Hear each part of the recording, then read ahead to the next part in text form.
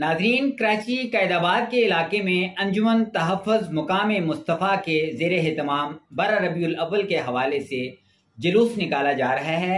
हमारे नुमाइंदे शुएब इस वक्त वहाँ पर मौजूद हैं।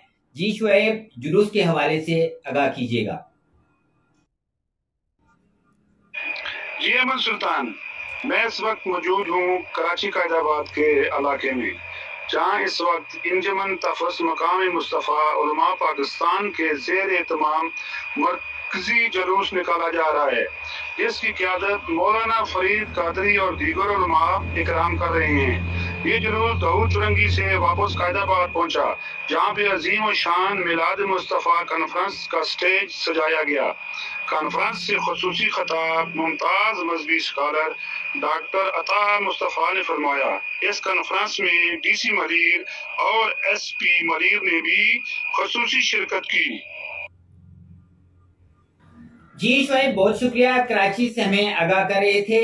12 रबीउल अव्वल के हवाले से जुलूस का इनेकाद किया गया है। हमारे नुमाइंदे शुएब हमें वहाँ से अपडेट कर रहे थे।